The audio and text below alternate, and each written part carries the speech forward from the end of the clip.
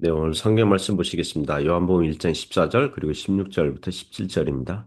말씀이 육신이 되어 우리 가운데 거하심에 우리가 그의 영광을 보니 아버지의 독생자의 영광이요 은혜와 진리가 충만하더라. 우리가 다 그의 충만한 데서 받으니 은혜 위에 은혜로라. 율법은 모세로 말미암아 주어진 것이요 은혜와 진리는 예수 그리스도로 말미암아 온 것이라. 아멘. 네, 오늘 은혜와 진리가 충만하더라. 네, 은혜와 진리가 충만하더라. 이런 제목으로 하나님의 말씀 증거하겠습니다. 말씀이 육신이 되어 우리 가운데 거하시면 우리가 그의 영광을 보니 아버지의 독생자의 영광이요. 그다음 뭐라고 나옵니까? 은혜와 진리가 충만하더라. 이 부분을 나누려고 합니다. 몇 가지 교훈으로 은혜를 나눌 때에 첫 번째 교훈은 예수 그리스도의 생애가 은혜와 진리가 충만하였다는 거죠. 예, 주님을 보면 복음서의 주님의 그 공생의 사역을 보면 은혜와 진리가 충만하셨다.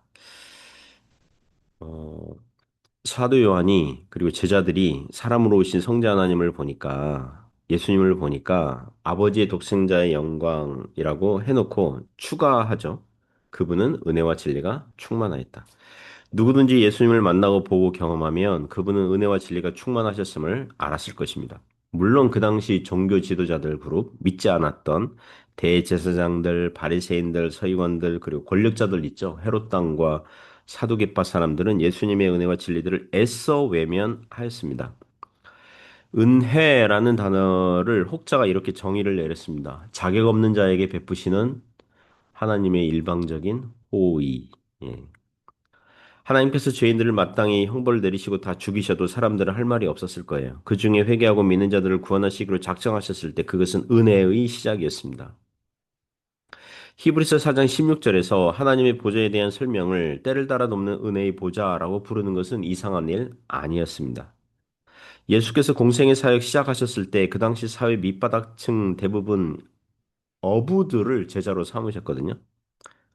물론 어부들이 일자 무식한 자들은 아니었겠지만 어부 일은 굳이 학교를 다니지 않아도 공부를 특별히 더 하지 않아도 몸으로 때울 수 있는 직종이었거든요.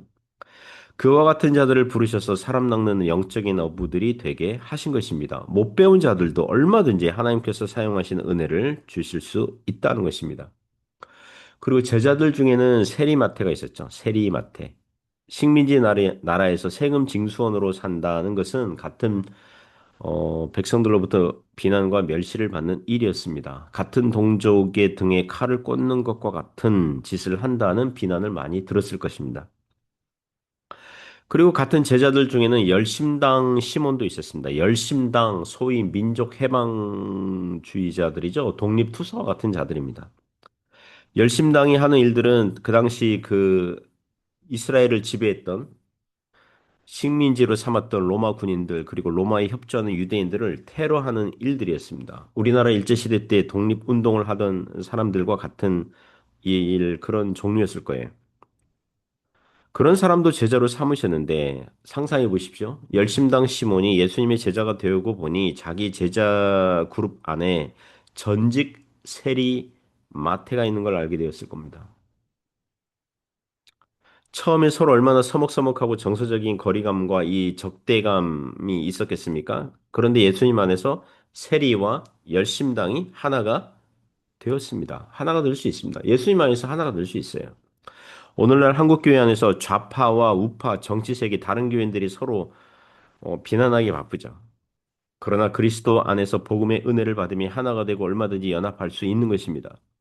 자격 없는 자에게 하나님께서 은혜를 베푸셨는데 영 죽을 죄인을 용서하셨는데 사상과 이데올로기와 정치적 신념이 자기와 다르다고 해서 믿음의 교제를 단절하는 것은 어리석은 일이라는 것입니다.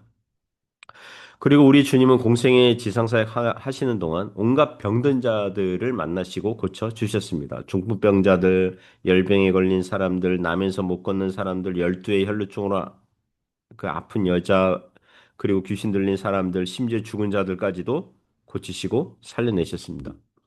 복음서 보면은 그 죽음에서 살아난 사람들 있잖아요. 예수님께서 그 살려주신 12살짜리 소녀, 과부의 독자, 두 자매의 오빠 나사로 등등 주님께서 원하시면 고치시고 살려내셨습니다. 우리 주님은 질병으로 그리고 죽음으로 슬픔 가득한 가정에 은혜와 감사와 기쁨을 주신 것입니다. 여러분이 이런 질문을 할 수 있습니다. 목사님, 그 사람들은 질병에서 치유를 받았고 죽음에서 살아났으니 뭐 은혜와 뭐 은혜가 충만하다 뭐 이렇게 얘기할 수 있는데 질병에서 결국 죽음에 이르는 사람들은 무엇입니까? 그럼 제가 이런 반문할 수 있습니다. 그런 가정에게는 우리 주님께서 은혜와 기쁨을 안 주십니까? 그렇지 않습니다. 우리 주님은 감당할 수 있는 시험만을 주시고 믿음 안에서 죽는 신자들의 죽음을 복되다 하셨고 부활 소망으로 인한 천국 영생의 믿음을 주시는 줄 믿습니다. 여전히 은혜와 진리가 충만한 것입니다. 어, 최근에 제 지인 선교사님 중에서 사모님이 암투병으로 한 2년 정도 하시다가 최근에 성탄절 앞두고 소천하셨어요. 20일인가 21일인가 성탄절 앞두고 소천하셔서 장례를 치른 선교사님이 있습니다. 50대 중반이거든요. 예, 좀 아쉽죠, 그죠? 어, 성탄 카드를 제게 보내오셨는데 그 사모님이 살아생전에 둘이 찍은 사진도 이렇게 그 한쪽에 이렇게 딱 있더라고요. 아, 너무 짠하더라고요. 50대 중반인데 아직 젊은 나이인데 그 장례식 마치고 그 선교사님이 카톡을 보내오셨어요. 자기 아내가 암투병하는 동안 그리고 장례를 치르는 동안 여러 믿음의 지체들이 도와줘서 감사하다고 전해주더라고요. 그리고 그 자기가 속한 교단의 선교부 차원에서 이렇게 장례를 치러 주셨다고 예, 감사하다고. 이와 같이 우리 주님은 사람들이 병으로 죽음으로 슬퍼하는 사람들 얼마든지 소망을 주시고 은혜를 주시고 위로하시는 분이신 줄 믿습니다. 두 번째 교훈은 어, 우리 주님은 믿는 신자들에게 오직 은혜만 주신다고 하십니다. 오직 은혜만 주신다. 16절, 17절에서 교훈하죠. 먼저 16절 보시면 우리가 다 그의 충만한 데서 받으니 은혜 위에 은혜로라. 우리가 올 믿는 사람들이라면 모두 한 사람도 빠짐없이 우리가 다 그의 충만한 데서 받으니 예수님에게 창고가 있다면 저장 창고 뭔가 이렇게 은혜를 쌓아둔 저장 창고가 있다면 거기에는 은혜와 진리가 충만한 것입니다. 골로새서 3장 2절에 그 안에는 지혜와 지식의 모든 보화가 감추어져 있느니라. 예수님에게는 은혜와 진리, 지혜와 지식의 모든 보화들이 가득 가득 있습니다. 차고 넘칩니다. 주님의 창고에는 물품들이 부족할 일이 없고요. 재고품들이 비어 있지 아니하고요. 물건들을 확보하느라고 현금 유통이 어렵게 되는 일 그런 거 없습니다.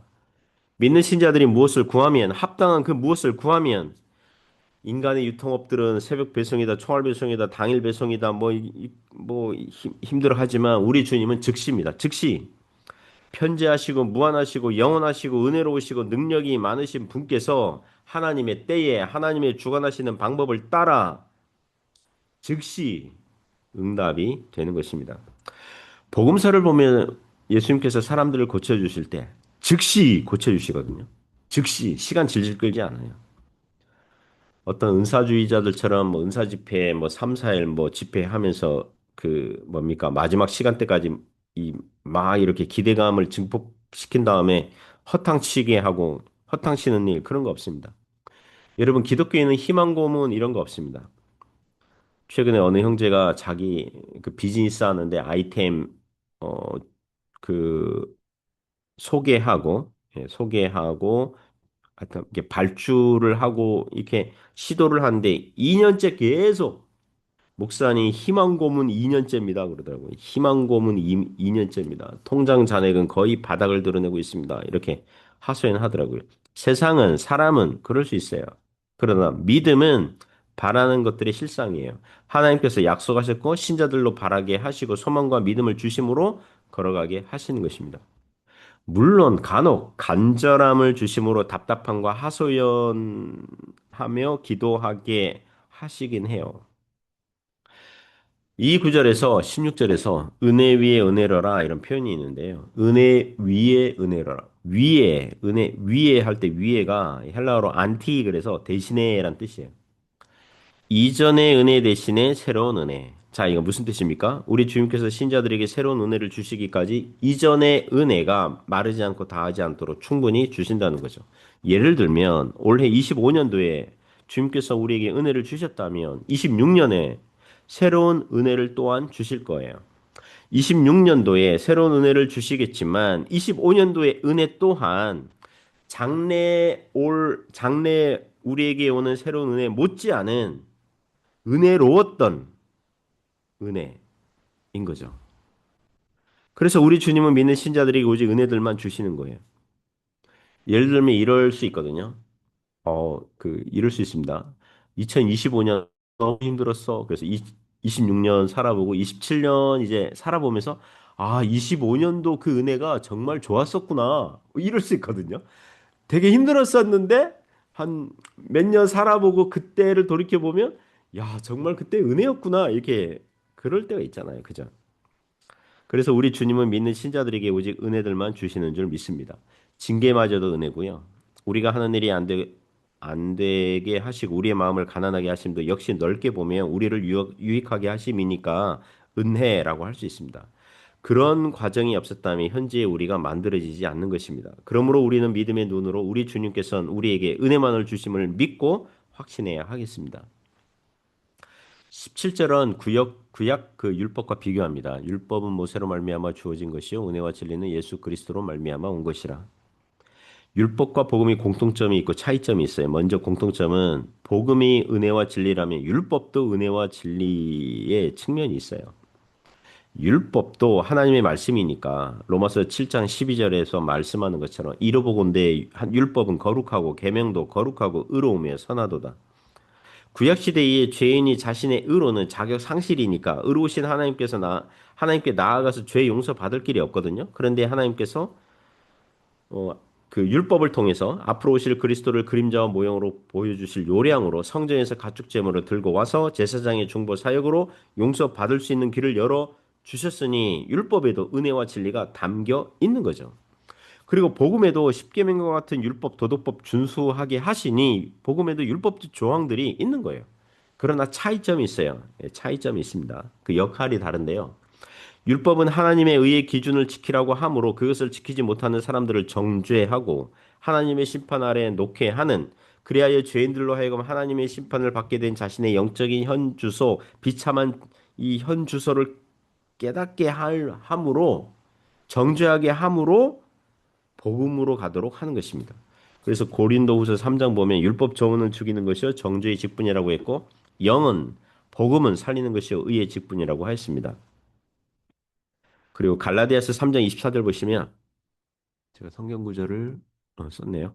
갈라디아서 3장 24절 보시면 이같이 율법이 우리를 그리스도께로 인도하는 초등교사가 되어 우리로 하여금 믿음으로 말미암아 의롭다함을 얻게 하려 함이라. 즉 율법이 사람들을 정죄하여서 구원의 필요성을 인식하게 이제 하여서 이 죄인들로 하여금 이제 구원을 주시는 복음으로 그리스도께로 인도하는 초등교사 역할을 한다. 예전 개혁 한글에서는 이 초등교사 요거를 몽학 선생 그랬어요. 그리고 오늘날 초등교사도 이 초등학교에서 학생들을 가르치는 업을 하는 그런 사람들 얘기하는데 그 신약성경 1세기 상황에서 이 초등교사는 어떤 사람들이냐면 예를 들면 어느 가정에 그 노예나 뭐 하여튼간 뭐 종들이나 뭐 이 주인이 아는 지인들 중에 똘똘한 그런 그 그런 사람을 초등교사로 이게 자기 미성년 상속자의 초등교사로 이렇게 하게 해요. 그러면 식사 예절 뭐 학교 오고 가고 뭐 데려다 주고 또 사람들을 대하는 법 그런 기초 어떤 예절, 교육, 상식 이런 거를 가르치게 하거든요. 그래서 나중에 그 미성년 상속자가 이제 성년이 법적 상속자가 되기까지 그 어린 자식을 주인 어른에게 인계하기까지 또는 법적 상속자 나이가 되기까지 돕는 역할을 했다고요. 그게 이 초등교사예요. 그러므로 이런 역할에 대해서 율법은 복음의 도움이 역할을 한다고 하겠습니다. 어느 자연인 사람에게 율법을 들려주고 깨닫게 함으로 그 사람이 비로소 자신이 하나님 앞에서 영죽을 죄인이라는 걸 알게 해서 비참하고 가난한 심령이 되었을 때 오직 죄와 사망에서 구원하실 분은 예수 그리스도이심을 알려주는 복음으로 오도록 회개하여 예수님을 영접함으로 하나님의 자녀가 되도록 구원받는 백성이 되도록 그 역할을 했다는 것입니다. 이게 율법과 복음의 관계이고 이 차이점입니다. 만약 오늘날 율법의 정죄를 받지 않고 예수님을 믿어준 사람이라면 예수님 믿으세요. 복 받아요. 그래서 믿어줄까? 뭐 이렇게 교회 온 사람은 어떻게 할까요? 교회에서 자꾸 자기를 높여주고 교인이 되어달라고 부탁을 하니까 마지못해서 교인이 되어 주었다면 그 사람은 어떻게 될까요? 자신의 죄인됨을 전혀 동의하지도 않고 인식하지도 않고 회개하지 않은 채로 교회로 들어왔다면 무엇입니까? 그런 사람은 돌아온 탕자가 아니라 회개하여 돌아온 탕자가 아니라 원래부터 의인이었는데 돌아온 의인 행세를 하는 것입니다. 그러면 은혜와 진리를 모르게 돼 있어요. 그러면 알곡이 아닌 가라지요 쭉정이 교인이 될 수 있습니다. 교인들 중에서 주일 예배를 드리지 않고도 전혀 양심의 갈등이 없거나 하나님께 굳이 기도하지 않고 찾지 않고도 전혀 자기 힘으로 살아버려도 전혀 문제가 안 되는 그런 교인들은 아직 은혜와 진리 대신 그리스도를 만나지 않았을 가능성이 높은 것입니다. 사랑하는 성도 여러분, 성탄절 시즌을 맞이해서 그리고 연말을 향해 다가오는데 주 예수께 돌아오는 은혜의 어, 역사들이 있길 원합니다. 아직 믿지 않는 가족들이 있다면, 그런 자녀들이 있다면, 그런 지인들이 있다면 주님께 돌아오는 은혜가 있길 원합니다. 그리고 우리의 심령이 주님을 더욱 사랑하는 그 은혜가 있기를 원합니다. 은혜와 진리가 충만하신 주님 앞에 나아가길 원합니다.